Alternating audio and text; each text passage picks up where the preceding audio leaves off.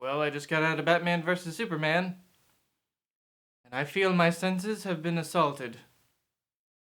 Not in a good way. By the way, this is going to be a completely spoiled review, so if you haven't seen the movie, I don't care. I rewatched Man of Steel because I remember not liking it, but I couldn't exactly remember why I didn't like it.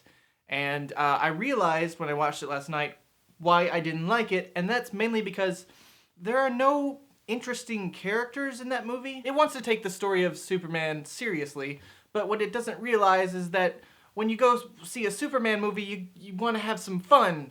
There's no fun in that movie. But with Batman vs. Superman, I had hopes that maybe this movie would be a little bit more fun than the first movie. I mean, I knew it was going to be directed by Zack Snyder, so it was not going to be the brightest thing in the world, and it was probably going to try to assault me with how loud and overly CG and crazy it could possibly be, but oh my gosh. The problem with Zack Snyder's DC universe is that, and it's more of a problem with this movie than it was with the last movie, nobody has time to have a human moment. All the dialogue in this movie is either used for expositional purposes, meaning we are saying something to move the story along, or it's a line that is supposed to be like this epic Shakespearean line that will be used in a trailer at some point. And aside from maybe a few moments, there's nothing really to just enjoy or get invested with in this movie.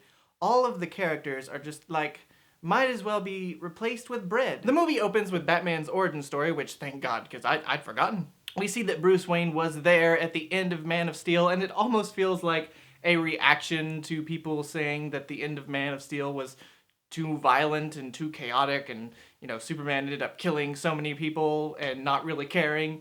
And that's pretty much the engine to get Bruce Wayne's character, who's Batman, I think you know that, through not trusting Superman at all. Most of the world doesn't trust Superman, and I'll admit that this, like, premise of a Superman who is kind of half despised by the world and some people think he's a god, mixed with a distrustful older Bruce Wayne, is kind of an interesting story. It's just the execution of it doesn't work. We are then introduced to Jesse Eisenberg as Lex Luthor. I'm not that familiar with Lex Luthor as a character, but I'm pretty sure he wasn't like a twitchy, nerdy, Joker-esque character. You know, they so want him to be this strange, twitchy, almost comical character, but it just doesn't work. He ends up just babbling a bunch of nonsensical things that just are led to make you think he's this evil psychotic genius, but it just doesn't really seem to mean anything. There's a scene in this movie that I think encapsulates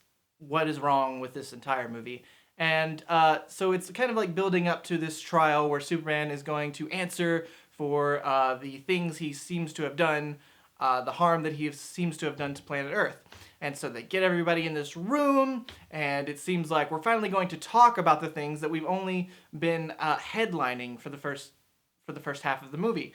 And then the entire room just explodes. Like, all right, we're gonna get deep here. No, never mind, boom! The plot of this movie just trudges along, and you don't really buy into Batman not trusting Superman completely, at least not to the point where he's like ready to kill him, which is what happens. If they had made it to where Batman truly thinks that Superman is a threat and must be taken down a peg or two, that might come across well. But you don't buy for a minute that Batman just needs to kill this guy. And then the movie switches gears to the Superman Doomsday story, which you're not familiar with, is basically Lex Luthor creates a giant monster to kill Superman.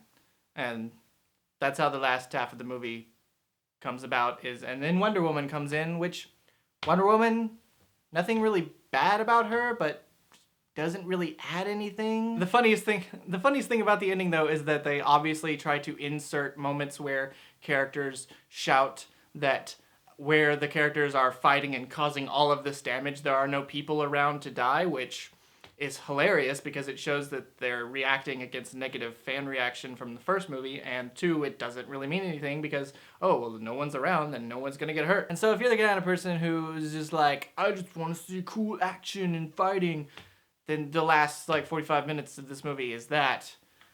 Personally, I just thought most of the CGI looked bad. It was like, cinematography looked really bad, and overall I just didn't care what was going on. I just don't really understand who these movies are for. It's not fun, it's not clever, it doesn't look good. Like I said, it's just one long trudge from one scene to another so we can establish another movie eventually. I think Zack Snyder has done some good work in the past, but I just don't think he knows how to handle this universe. I just don't like this universe. I don't like any of these characters. I don't think it was necessarily as boring as Man of Steel, so maybe I give it points for that. If you're the kind of person who likes these kind of movies, that you just want to see Superman and Batman fight, then hey, more the power to you.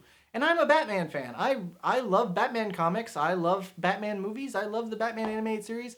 There's just nothing interesting about this iteration. Batman's kind of an unpleasant character in not a good way. So I'll give the movie 1. I thought Jesse Eisenberg was wearing a wig this entire time. Oh, he's not.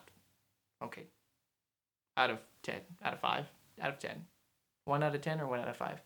Maybe 1 out of 5. Maybe 1.2 out of 10. Because like I said, this movie didn't leave me angry or upset. It just left me just kind of exhausted and I want to do something fun now. Maybe I'll take a break from watching movies and go outside for a little while and look at the sky and sit in the grass and enjoy the cool breeze of the spring air. Nah.